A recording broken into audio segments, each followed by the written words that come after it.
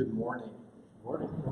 So, a couple of weeks ago, Susan Landry said something in class about wanting to be more prepared to worship. So we are going to get more prepared to worship. We are going to stand up, and you're going to tell someone next to you what God has done to make you glad. I will give you an example. Sierra, God has made me glad by sending Todd's friend home from the hospital. That is really good to hear. So take a few minutes to talk to someone around you about what God has done to make you glad.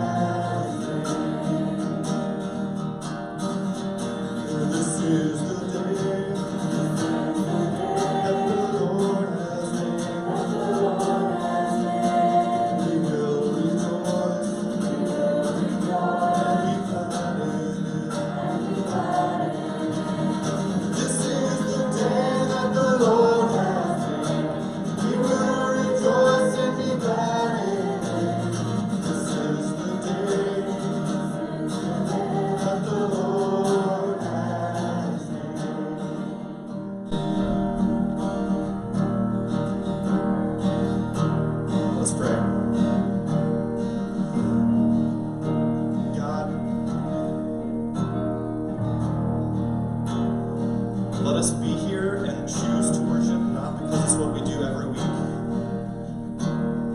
but because we want to worship you, and because you have made us glad. You have given us reasons to praise you, so we are going to praise you.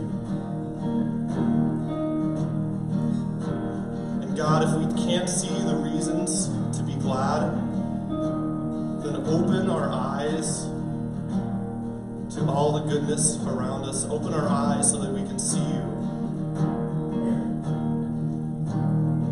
God, open the eyes of our hearts so we can see you. Open the eyes of my heart, Lord. Open the eyes of my heart. I want to see you. I want to see you. Open the eyes of my heart, Lord. Open the eyes of my heart.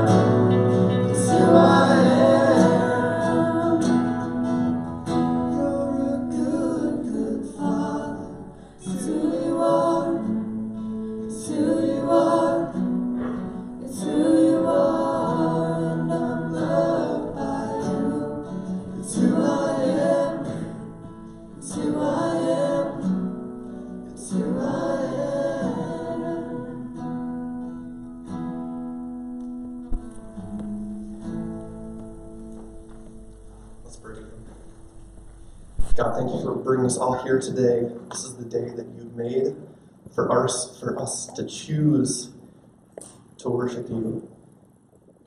We're going to choose to continue worshiping you, and we're going to choose to listen closely to Joel's special sermon that he chose for us. In Jesus' name we pray, amen.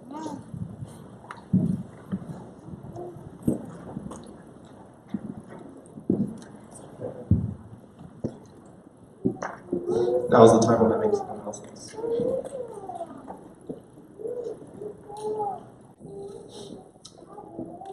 There is a men's breakfast this Saturday. Be glad about that. You can show up at 7 to cook, or at 8 to eat, or at 9 to watch a video, at 8 to eat and watch a video, or at 9 to clean.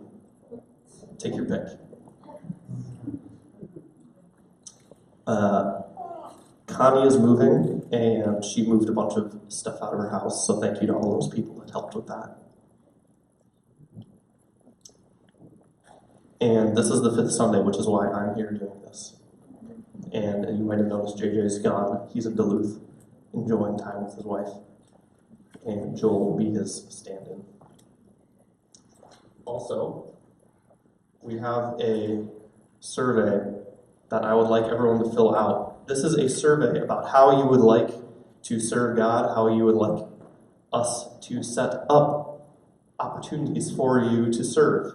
This is something we talked about in men's class on Wednesday, and we have a few example service opportunities. And so you can go to this link, tinyurl.com/pgbserve, on your phone or on your computer or wherever, and you can fill out the survey, and I will look at it, and then we will make opportunities for you as you have requested. If you can't remember this tiny URL, which I so conveniently made short for you guys, and an easy-to-remember name, you can go to Facebook, and the link is there as well. Now Todd has an announcement.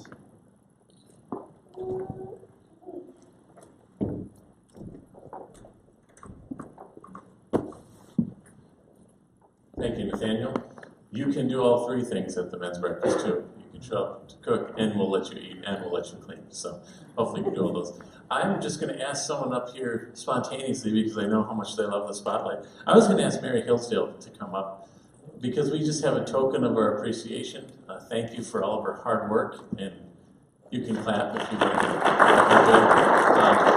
We didn't do this last Sunday because, quite honestly, after Saturday's Family Fun Day, she probably just wanted to not even be here. So we're glad that she was. But thank you so much for all that you do in organizing this and putting this together.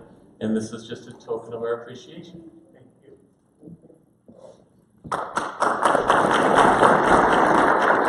all I have.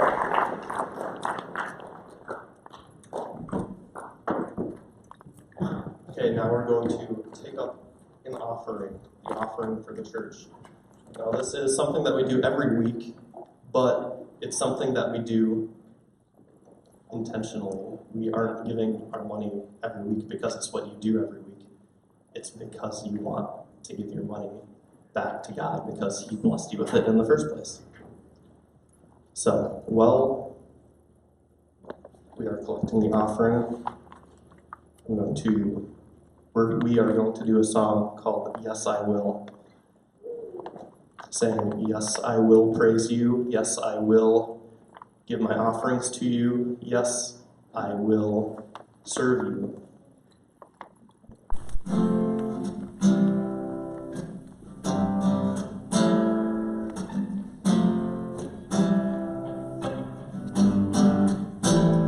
count on one thing. The same God that never fails will not fail me now. You won't fail me now in the waiting. The same God who's never late is working all things out. You're working all things out.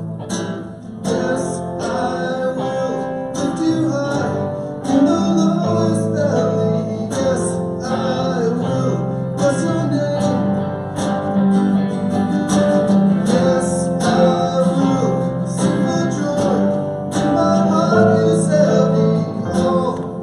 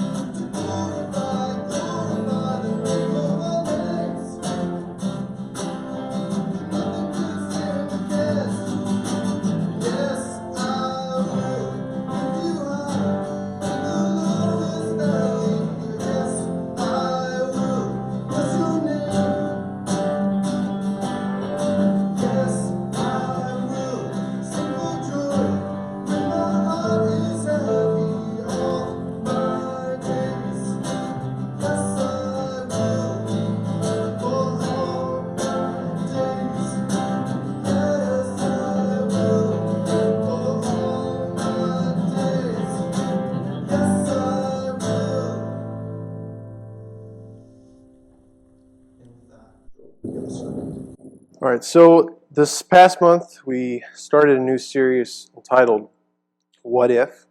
JJ started that and talked about and asked the question, what if we walked by faith? What if we were more attentive? I missed that one. But hopefully you guys didn't, so you'll pay attention this morning. And last week, he asked the question, what if we were more responsive?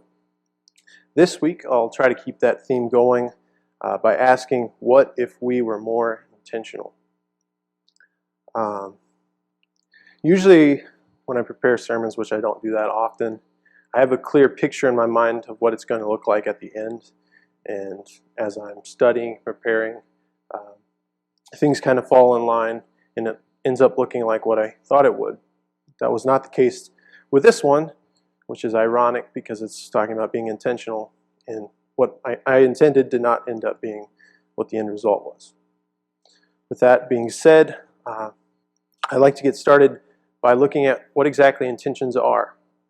I like words and their definitions. I don't know if you guys do, but bear with me.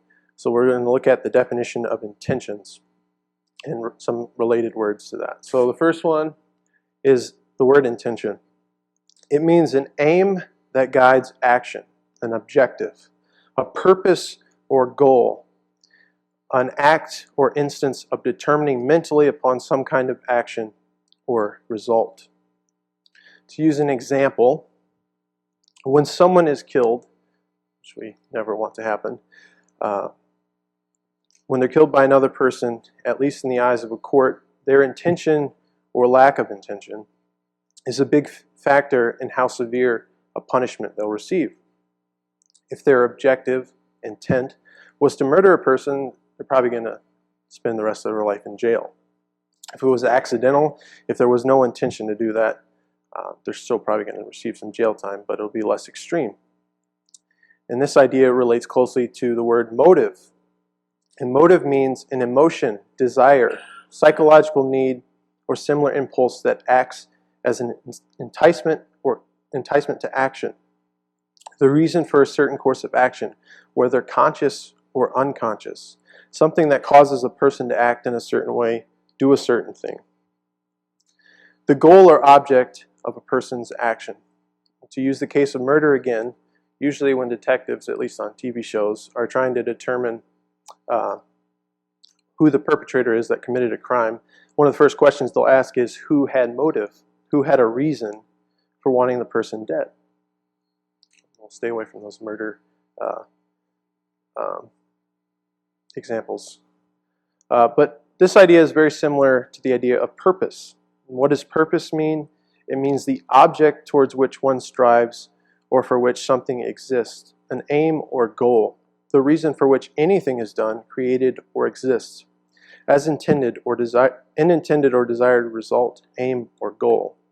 To intend, design, result. So a less gloomy example, but probably one that hits closer to home. When we make resolutions during the new year, we have a purpose for doing that. We're setting a goal and resolving to accomplish it, though usually coming up short. And all these words are related to the idea of intentional. So the last definition we'll look at for now is intentional.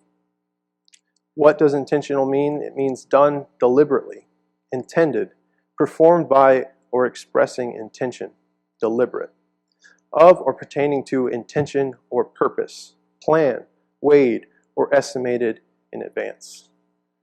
I thought about wearing my Yankees tie today, but considering what's going to happen, I figured I better not. But I still wanted to throw in a baseball example since it's the last day of the regular season. So to use an analogy from America's favorite pastime, that's a fact. In certain situations in the game of baseball, it may be reasonable or even wise to purposefully allow someone to reach base. It's called an intentional walk. It used to be that the pitcher would have to throw 4 pitches a foot outside the plate, but that's not the case anymore. Now the manager on defense just holds up 4 fingers and the runner takes the base for free. This is usually done to set up a double play. situation or to prevent one of the opposing team's best players from doing damage. A fun fact that probably most of you don't care about.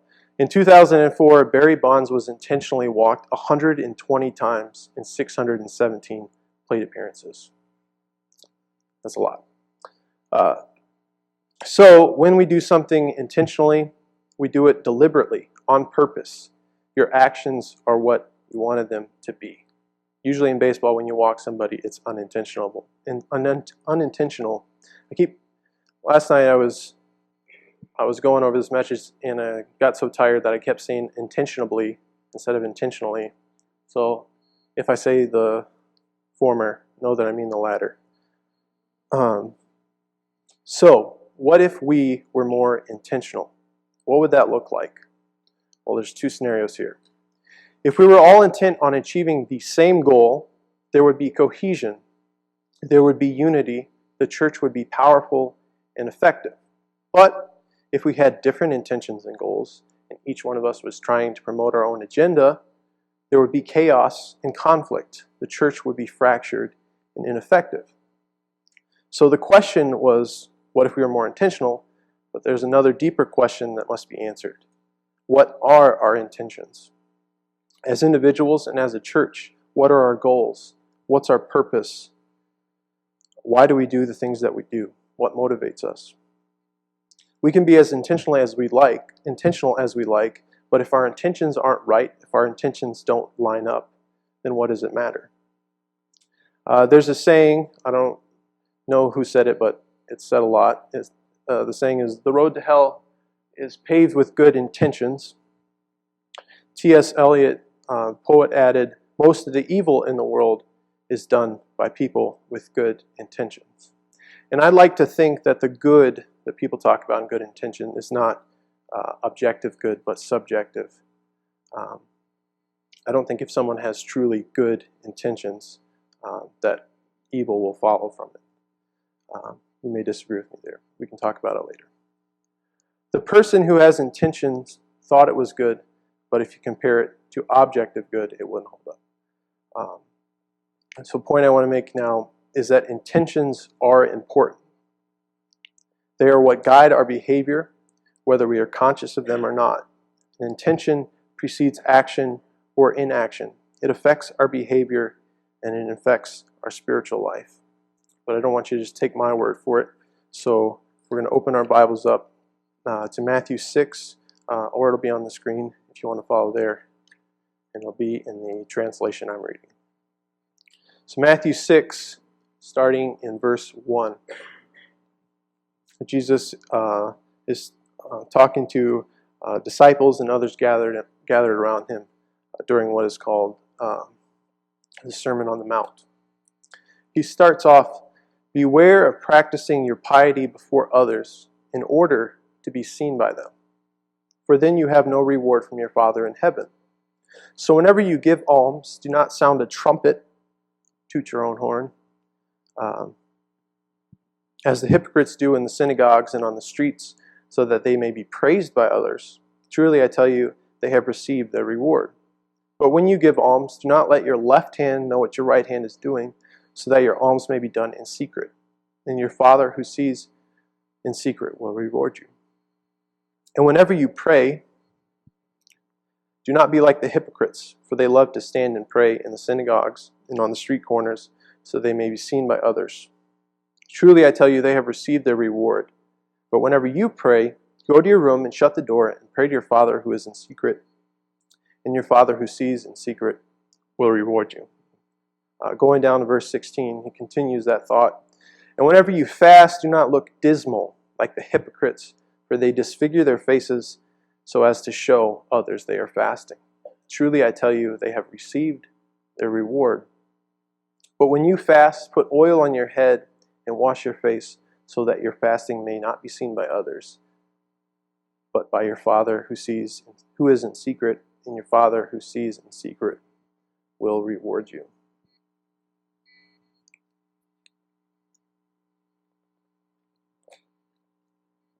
So here Jesus is talking about piety, which is a fancy word for religious duties. Three main acts of religious duties during the first century were giving, fasting, and praying. And here he is comparing the motivations or intentions of the people he calls hypocrites, which were the religious leaders of the day, to what he wants his disciples to be motivated by. The hypocrites are doing good things, they're doing spiritual things, but their intent for doing them is so they can be seen by others and be praised for their spirituality. But Jesus knows that you don't do those things to be seen by others. You do them for God. You do them to honor God, to glorify God, to connect with God. No one else needs to know about them and think you're spiritual for doing them. And to combat these bad intentions, Jesus sets up a defense. He says to give, pray, fast in secret. And after all, it's between you and God, so no one else needs to know. So even if you're doing good things, the intent behind them is important.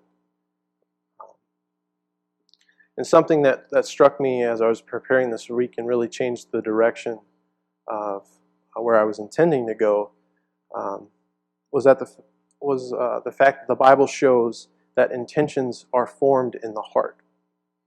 So we're going to look at a few scriptures, rapid fire. They'll be on the screen so you can follow along. First one is in 1 Corinthians 4:5. It says, "So then, do not judge anything before the time. Wait until the Lord comes. He will bring to light the hidden things of darkness and reveal the motives of the heart, of hearts.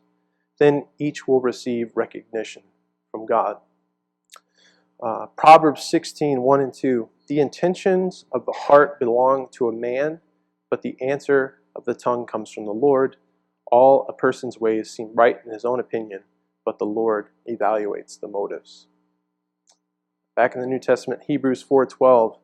"For the word of God is living and active, sharper than any two-edged sword, piercing to the division of soul and spirit, of joints and marrow, and discerning the thoughts and intentions of the heart." First book of the Bible, Genesis 6:5. "Then the Lord saw that the wickedness of man was great on the earth, and that every intent of the thoughts of his heart was only evil continually." And finally, Daniel 1:8, older translation. It says, "But Daniel purposed in his heart that he would not defile himself with the king's dainties," that's fancy food, "nor with the wine which he drank. Therefore he requested the prince of the eunuchs that he might not defile himself." So the intentions, motives, and purposes of man are found in the heart, and God can see them there, even if they are hidden from others or even ourselves. And I contend that since your intentions are formed in the heart, the condition of your heart is the determining factor in whether you have a truly good intention or not, whether your motives are pure or not, whether your purposes line up with God's or not. So let's spend some time talking about the heart. Biblical view of the heart. In Hebrew, the words used for heart, I'm not a Hebrew or Greek scholar, so I might get these pronunciations wrong. Lebab or leb, it's the Hebrew, and Greek is cardia. I'm pretty confident in that pronunciation. We still use that today. These words can refer to the physical organ beating in our chests, but usually they're used figuratively.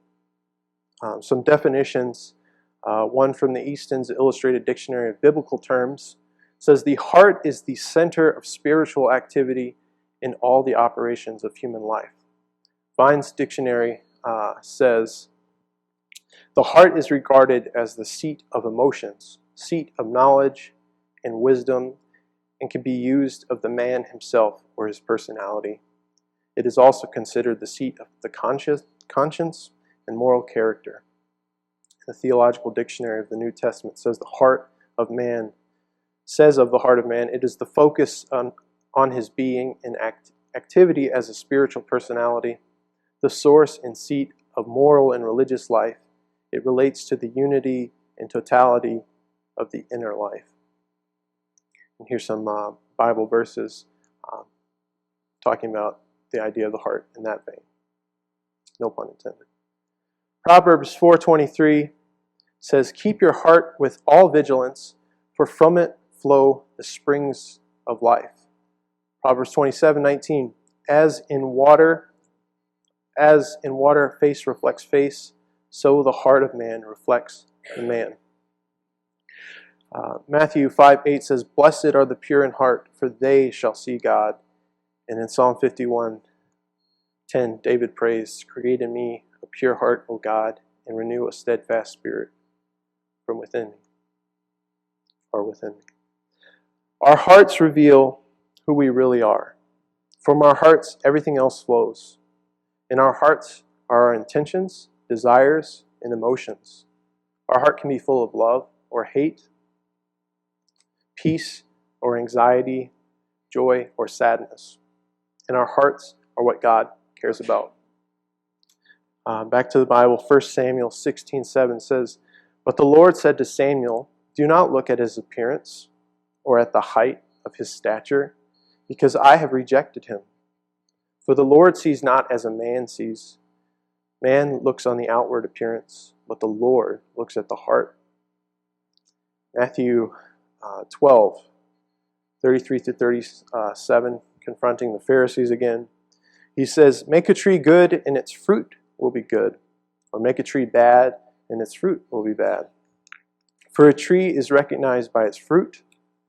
You brood of vipers, how can you who are evil say anything good? For the mouth speaks what the heart is full of. A good man brings good things out of the good stored up in him, and an evil man brings evil out of the evil stored up in him. But I tell you that everyone will have to give account on the day of judgment for every empty word they have spoken. For by your words you will be acquitted, and by your words you will be condemned." Jeremiah 17:9-10 says, "The heart is deceitful above all things and beyond cure. Who can understand it? I, the Lord, search the heart and examine the mind to reward each person according to their conduct, according to what their deeds deserve." Scary. Proverbs 24:12 says, "If you say, 'Look, we don't know this,' does not he who weighs the heart perceive it? Does not he who keeps watch over your soul know it? And will he not repay all according to their deeds?" So our intentions affect our actions. They affect our words. They affect everything that we do. They're in the heart. And the condition of our heart is extremely important. It is the center of our being. If it is the center of our being, if God cares about it so much, then we should probably spend at least a little time considering the condition of our own heart, or a lot of time. A commentary I read said, "In God's mind, the heart is the central issue. He's not interested in externalities, showmanship, performance, or smiles falsely pasted on our faces. He cares about who we really are on the inside, and therefore so should we. We ought to consider the state of our hearts because it will affect everything we think, do, and say." So, how do we determine the condition of our hearts? Well, to start, I think we need to go back to what Jesus said to the Pharisees. What comes out of our mouths is directly related to what is in our hearts, not what we say in church. That's easy to say the right things in church. But what we say at work, what we say in front of our friends, what we say to our family, and even what we tell ourselves. Our words reveal what we think and feel in our heart and in our mind. So we need to pay attention to what we say. The same thing is true of our actions. How do we act at work? How do we act with our friends? How do we act when we're alone and think nobody is watching? Our actions reflect our heart. We also need to look at what we care about, what we spend our time and money on, what we treasure. Matthew 6, back to Matthew 6, in verses 19 through 21, Jesus says, "Do not store up for yourselves treasures on earth, where moth and rust consume, and where thieves break in and steal. But store up for yourselves treasure in heaven, where neither moth nor rust consumes, and where thieves do not break in and steal. For where your treasure is, there your heart will be also." Has our heart been captivated by the things of this world, by money, success, good reputation, or like the Pharisees and hypocrites, by being seen as ultra spiritual? The things that we put the most stock into show what our hearts truly care about. And going back to where we started, we need to look at our intentions. We need to understand why we're doing what we're doing in order to understand the condition of our heart. So we need to actually ask ourselves, why am I doing this? And answer ourselves honestly. So an example, why am I here at church this morning? Am I here to worship God and to serve His people? Am I here because that's what good Christians do? Am I here because it's what my family does? Do I even know why I'm here?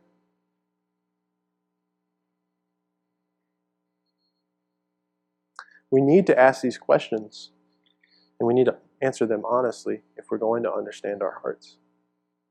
Finally, and most importantly, we need to depend on God to show us the condition of our heart. Whether we're pretty good or not, we have corrupted hearts and minds, and we can deceive ourselves and others quite easily and effectively. But we cannot deceive God. He knows the heart. He weighs the intentions. He knows where we're at, and He knows where we need to be. So, we need to pray for God to create in us a clean heart, just as David did in Psalm 51. We need to pray in order to ask God to show us where we're wrong. And when we see and understand what areas we're struggling in the most, we need to pray for those specifically and especially. And we need to act upon that knowledge. We can't just recognize where we're wrong. We need to take action, be intentional in responding to those problem areas. And 4, we need to pray to ask God to put people in our lives that will challenge and encourage us in our desire for a pure heart, and not push them away when they step on our toes or when we realize that they're just as messed up as we are. We're all in this together, and we need people to help us strive for that pure heart. So, going back to the original questions, what if we were more intentional? I want to add to that. Make the question longer, add a couple more. What if we were more intentional about asking God to change our hearts? What if we were more intentional about making sure we do things for the right reasons? What if we were more intentional about making sure what's on the inside is more important than the outside? If we start being intentional about these things, then being intentional about anything else will become second nature. If our hearts are right, our intentions will be right, and we'll be intent on living intentionally. I'd like to close with a passage from Romans 12. Romans 12, 9 through 21, and the two other members of the band can come up at this time.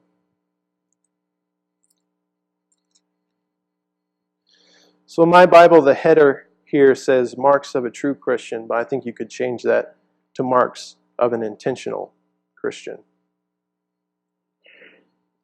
Starting in verse 9. Let love be genuine. Hate what is evil.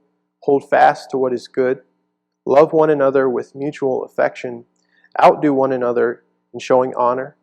Do not lag in zeal, but be ardent in spirit. Serve the Lord. Rejoice in hope. Be patient in suffering. Persevere in prayer.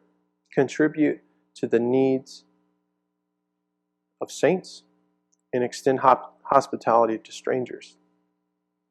Bless those who persecute you. Bless and do not curse them. Rejoice with those who rejoice. Weep with those who weep. Live in harmony with one another. Do not be haughty, but associate with the lowly. Do not claim to be wiser than you are. Do not repay anyone evil for evil, but take thought for what is noble in the sight of all. If it is possible, as far as it depends on you, live peaceably with all. Beloved, never avenge yourselves, but leave room for the wrath of God, for it is written, "Vengeance is mine, I will repay," says the Lord. No, if your enemy is hungry, feed him. If he is thirsty, give him something to drink. For by doing this, you will heap burning coals on their head. Do not be overcome by evil, but overcome evil with good. If we want to be intentional Christians, if we want to live out the challenges here that Paul has issued to his readers, if we want to be a church united and effective in advancing the agenda of God, we must first be intentional about the condition of our hearts. So I have a question for you. How's your heart? We're going to continue worshiping from the heart.